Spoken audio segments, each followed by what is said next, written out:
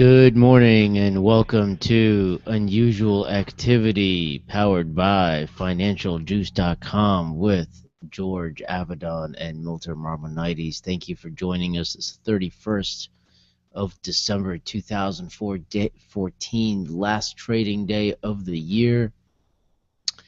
We are anticipating slightly less volume than normal.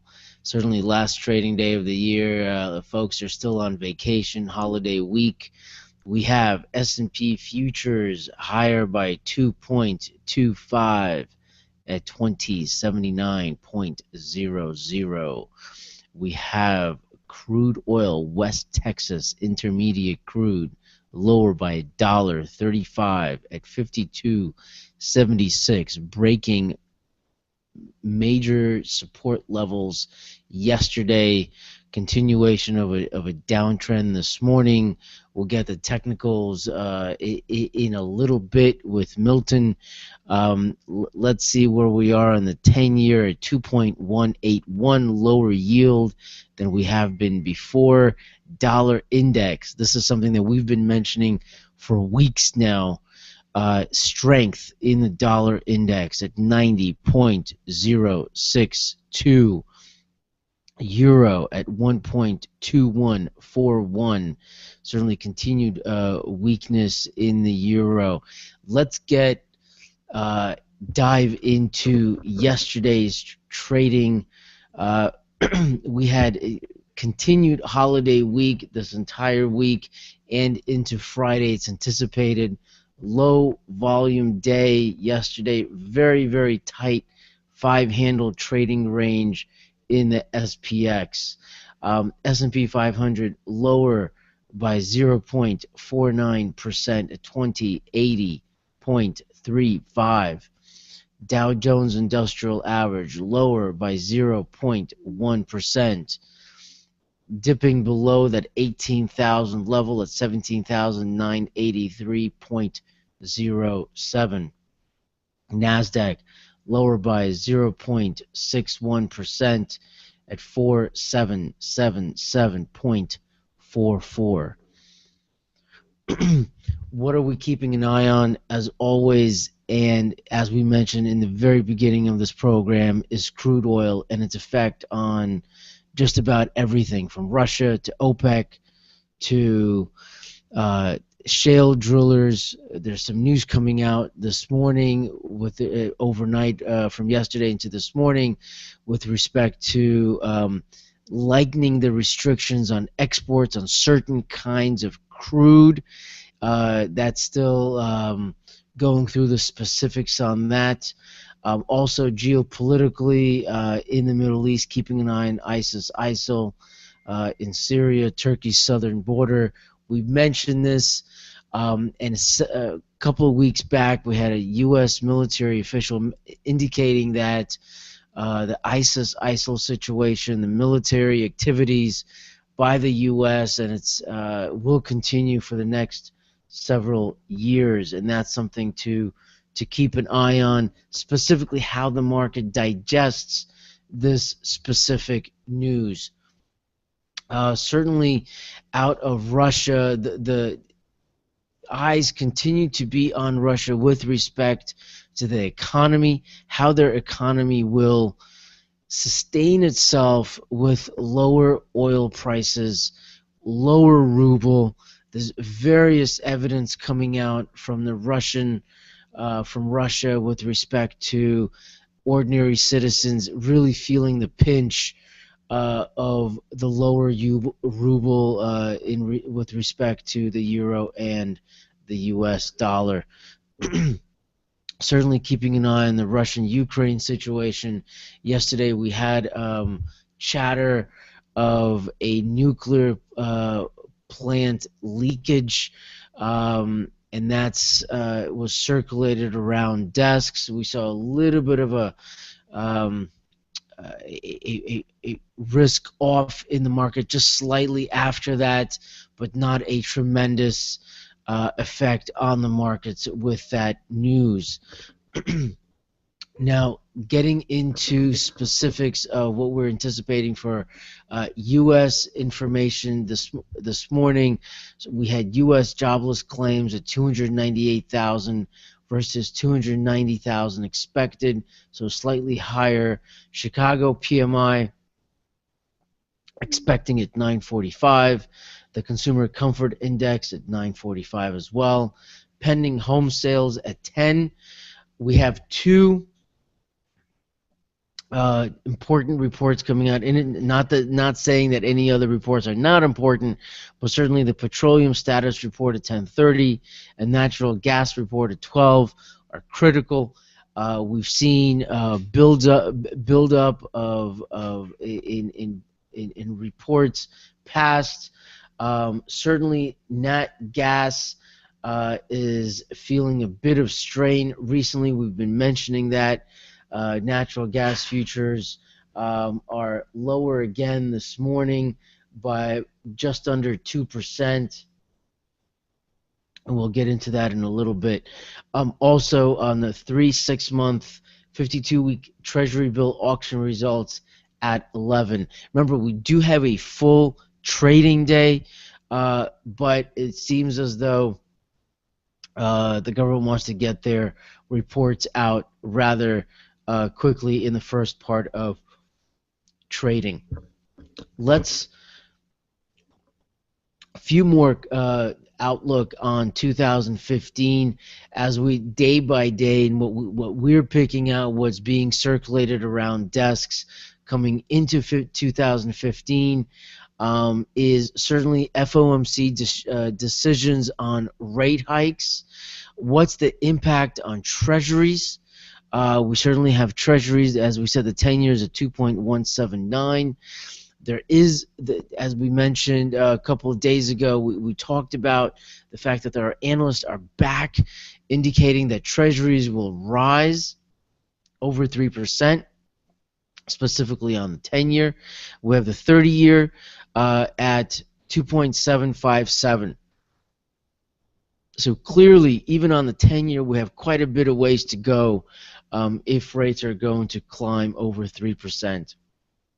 Additionally, global central bank actions, specifically the ECB Draghi, we're awaiting that in January. Geopolitical, in addition to global central bank actions and commentary, interesting to see what comes out of Greece. Elections in January.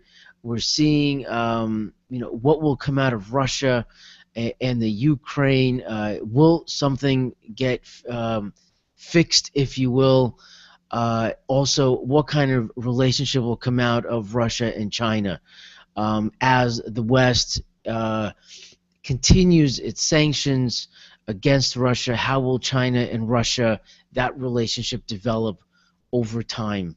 Also, coming out of yesterday into this morning, new regulations with respect to U.S. crude exports and how it impacts shale drillers, and what's the response of OPEC and not reducing production on their ever so infamous Thanksgiving Day decision. Also, will shale drillers be expected to reduce capital expenditures, CapEx, with lower oil prices? Or is this new U.S. crude export regulation on certain crude, ability to export this crude, will this bring new life into the shale drillers? And will oil continue its decline, both from a technical perspective and a fundamental perspective? Also, on the macroeconomic level, we're continuing to see weakness around the globe. How will this impact not just oil demand, inflation expectations? Is there a risk of deflation? And how will central banks respond to all of that? So a lot of moving parts as we're diving into 2015. Before we get into the overnight markets and in Europe, I'd like to bring Milton in and have a conversation about technical analysis Milton, it's been rather low volume to say the least in the U.S. markets and across the globe. Certainly, holiday season in the U.S. I would say the larger story here is crude oil. I don't know where you want to begin first, but wow, the fact that it broke through its support yesterday. What's your thought on that? What are you seeing this morning? What's on your mind? Well, it's going to be a dead day today, no matter what. It's going to be, hardly anybody's even around. A lot of our contacts are not even at the desks. Many people are just taking the day off, going in 2 days. Some are even taking Friday off. So it's going to be one of those dead mornings, I believe. You mentioned oil. Let's just do oil real quickly. We had that 5360 number. It broke it. The downtrend is extended. Ideally, right now, we could see downward support, downward, trading into that 40 handle. We can see $40-something. Right now, we're at 52.51 pre-market. Hit a low of 52.51 pre-market. Currently at 52.86. There's no hope right now until oil try to level off and base at that 55 number. We mentioned that. We mentioned it for days. It's a training there for days. But it just could not hold it. It broke the previous low, extended the downtrend, and now currently it's on downward pressure. And right now we're looking to see if we hit the 40 handles. Once we hit the 40 handles, I think we're going to have a massive, global commentary of cutting oil, everything. I think it's going to be a eye opener, and I think people are going to start making the move once that 40 handle is touched or traded at or bounced off of. But we're keeping a close eye at that level. There's some technical on that. We got 55 resistance to the upside. That's a large level resistance. So if it can go back to 55 range, it may be able to level off there again. But right now we got 55 resistance to the upside. The support is in the the 50s, 50 handle we give it, as of now. 52, ideally 52.50 to 52, then $50 handle. So we're going to keep an eye on that at both those levels.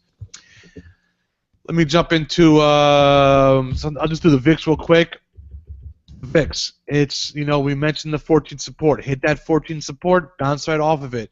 We mentioned the VIX call volume when it was at 14. VIX right now is at 1592, closed yesterday. We're keeping it at that level. It's right near that 14-16 trading range. Let's see if it breaks above it, or let's see if it just smacks back down lower into the 14s. But right now, it's at the higher end of the trading range, and right now this is where we sit back and see what happens next. Next up, we have I'll do the ES real quick. We have the ES. Clearly, the bulls are still in charge. It's right by the highs. We have 2085 resistance to the upside. We have support, levels looking at the 2070 number, then 2060. But right now you're in a tradable range between that 2070 to 2085. You can have that back and fill movement. But right now, our levels right now we're looking at is a 2085 upside, 2070 support. The momentum right now is clearly, it's going to be non-existent with the volume not there, volatility is not there. So we'll see what happens during the trading day today and Friday. But as of now, we're watching for the upside, keeping an eye on that support level, and whenever something comes back into play, we'll let you guys know. And lastly, gold. 1200. We mentioned that 1200 number. 1200 is the magnet. Broke above it, traded close to the 1250 number that we mentioned, went back to 1200. Broke below it, almost, went to the mid-range of that 1150, 1200 range we mentioned. Now it's back at 1200. So 1200 is the magnet. I think that's a tradable level to the up and down side for now until we have a significant volume move in either direction. So ideally, 1200 gold levels, watching for a significant volume move in either direction to substantiate the current path.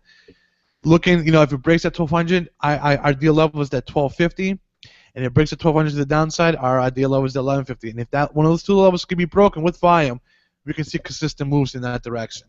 George? Thanks, Milt. So what you see here is again, on the ES, on the futures, S&P 500 futures, the anticipation is that we will have a continued low volume day, relatively less volatility for the next 2 trading days, at least getting, we'll see volume and perhaps volatility enter the market back next week. But again, so why do we say that? It's a word of caution. Don't if you're looking for large moves in the market or in specific securities, you may not get them. You may not get that follow through, both from a technical, from a fundamental level, because not all of the participants are in the market these days. So that's why we mention the low volume, low volatility perspective. Let's get into specifics on where we are in the overnight markets this morning. In Asia, we have the Nikkei lower by 1.57%. We have the Hang Seng lower by 0.44%. We have the Shanghai higher by 2.18%. Remember, that index does tend to be a little more on the volatile side of the equation. When you see those large 1%, 2%, 3% moves in the Shanghai index. In Europe, we have the FTSE higher by 0.29%. The DAX in Germany lower by 1.22%. CAC in Paris higher by 0.64%, and the IBEX in Spain is basically flat, literally flat, 0.00%. We want to bring up oil. We've talked about oil. This is a list, and this is something that we advise folks to watch, put on their list, even if you don't trade them. See how these ETFs and ETNs function, and how are they in lockstep with the volatility in oil? Are they inverse reaction to the oil? Some of these are ETNs, ETFs. Some of these are reversals. Some of these are 2-3 times volatility, meaning that if oil goes up 1%, it will go up 2 or 3 times that move. So that's something to look out for. Also, we want to put this in. We mentioned this earlier on the U.S. producer side, the shale producers. How will they react to lower oil prices? This is that game theory perspective. The Wall Street Journal mentioning this a few days ago. We talked about this a few weeks ago. We were out in front on this, that the Saudi actions is really a game theory type action. And will the U.S. producers be forced to cut in the capital expenditures in response to the lower oil? What's the impact on the debt that they're holding? What's the impact of the new regulations with respect to crude exports? How will the shale drillers in the U.S. respond to that? So again, lots of moving parts here. Let's take a look at the crude oil. Let's take a look at commodities, energy, and raw materials. Crude oil lower by $1.20 at $52.92. Gasoline lower by 0.0346 at 1.4365. Natural gas futures lower by 0.057 at 3.037. Heating oil lower by 0.0332 at 1.8083. Gold, as Milton said, that 1200 is a magnet, lower by $3.80 today, this morning at $1,196.50. Let's see if that continues to be, if that 1200 continues to be a magnet. Silver, we have at $16.04, lower by 23 cents. We have platinum lower by $7.30 at $12 even. We have cocoa lower by $50 this morning at $29.22. Now let's get into some of the the rate environment dynamics. The 5-year came off a little bit of above that 1.7 level, currently at 1.669. The 10-year at 2.183, and the 30-year continues to hover below that 3% at 2.757. So that is a rather interesting yield curve that we're seeing develop over the last several months or so. Taking a look at the 10-year, we are where we were about a month ago, so we really are fluctuating between the 2.1 2.3% level. The 30-year just below where we were a month ago and way below where we were about a year ago.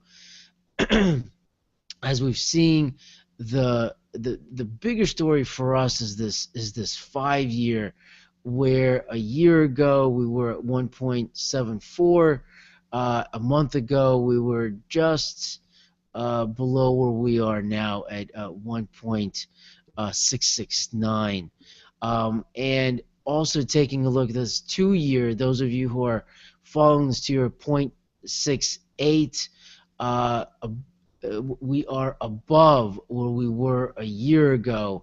A year ago we were at 0.38% on the 2-year. So we're seeing interesting fluctuations in the yield curve, especially on the shorter end of the curve, the 2-year, the 5-year, and the 10-year and the 30-year are quite a bit lower than we were a year ago. So we're continuing to watch that as the story develops. Also, the DXY, the dollar index, higher by 0.106 at 90.101. The euro at 1.2133. The strength in the dollar continues. This is going to, our thought process is this will have an effect on the multinationals, specifically in the U.S., that do business outside of the U.S. as that money comes back into the U.S. for earnings purposes, that repatriation of those funds, and they have to deal with this stronger dollar. Even if you're dealing with the euro, if you're dealing with the ruble, that's certainly going to have an effect. So we're absolutely keeping an eye on that and how earnings season begins in 2015 and what impact that has. So now let's dive into specific stocks that are making the news this morning. We did have a tweet from Ralph Akampura mentioning that the secular bull market that began in March 2009 continues. There are no signs of excessive public speculation. This, according to Ralph Akampura. Also, he also published a part 2. It is the 3rd year of a president's term in office. Historically, it is the best year of all 4 years, according to, again, Ralph Akampura. Will post this as well. That's his verbiage on that. So again, he has been a bull for some time. We also saw the professor, the infamous professor out of Wharton, mentioning Dow 20,000 in 2015. So again, we'll see how all of this comes out at the same time. We'll see where the analysts stand. A lot of analysts were wrong going into 2014 and what we're seeing now. So we'll see how that comes through to 2015. In IPOs, a few IPOs today: AVGR, HTGM, INOV, and NVET this morning. So the bigger one, obviously, is INOV for a half a $500 million IPO today. And so certainly stay tuned with unusual activity as we provide this information. Also on the syndicate side, we have several to report. COB announces private placement of $25 million in common stock. We don't have anything yet in pre-market. We are just a few minutes away from the opening bell. So LIME, Lime Energy raises $10 million to fund growth. ONTI files $150 million mixed shelf. If you're new to the syndicates, a mixed shelf is a combination of equities, preferreds, convertibles. It could be debt securities that they're using for funding. So again, that typically is a mixed shelf. So it's 150 million in ONTY. RDNT, a $200 million mixed security shelf. As well, nothing yet in pre-market. SANW to issue $27 million in secured convertible debentures. So we currently have possibly $5.14 indication S&WC company, and also in STAG issues $80 million in senior unsecured notes. And that's so we're not seeing anything yet in that in STAG. A few things that are making news this morning and around desks. AMZG lower in pre-market, halts drilling plans due to price of oil. So interesting that we're beginning to see some companies begin to really, we talked about this, capital expenditures and activities. We'll see if this is the beginning of a trend with the smaller oil companies here. So that's AMZG. UNG. Certainly, this is the nat gas ETF, lower this morning on nat gas futures. We'll take a look at nat gas futures as well, continuing the weakness this morning in that future. Nat gas futures currently at 3.035. Also USO. USO weakness. This is off of oil this morning as well. This is the United States Oil Fund, exchange traded fund, currently at $20, even lower by 1.4%. Again, this is based on the decline in oil. And oil as we open in the markets this morning at $52.92. PERI lower by 1.55%. Analyst cut. We have stock currently at $4.41. RDHL higher this morning. UK validation of marketing application. So currently stock is at $13.15. Higher this morning by about 22%. Rather impressive there. MDXG, also we have higher this morning based on earnings at $11.20. A few things to mention as well. Also, MIG, Fosun to acquire Meadowbrook insurance for $8.65. So it's certainly higher by 18% in early trading at $8.43. NRX higher by a whopping 200% in pre-market. Nephrogenics reports significant data from Pyridorin cardiac safety study, currently at $13.63 in very early trading. Also, PEIX, Pacific Ethanol Incorporated, expects to issue 17.75 million shares of common in exchange for 58% of outstanding shares of combined entities. So currently we PEIX at $11.11. Let's dive into quickly on the insider transactions. We have FUND. We have 10% purchase, about $90,000 worth, currently at $7.32. FTEK, at $3.74, about $100,000 purchase. COB, we had a couple of purchasers out there, rather impressive in COB, Community One Bancorp, combination of about $17.5 million worth of a purchase. Are getting indication of $11.56. CAS Castle, we have a $1.9 million purchase currently this morning at $7.78. So, folks, let's have a quick check on where we are on the futures this morning as we wrap up here.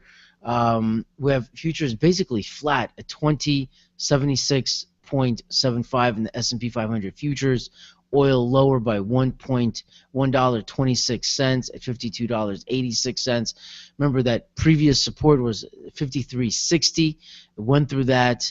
We'll keep an eye on gold. Currently at gold is at $1,196.40. Keeping, and also a very big deal here is the strength in the U.S. dollar at 90.12. 10-year at 2.183. Folks, thanks for listening to us. This has been Unusual Activity, powered by Financial Juice, with George Avedon and Milton Ramonides. Wishing you a great new year, prosperous in health, and see you on the other side. Good hunting.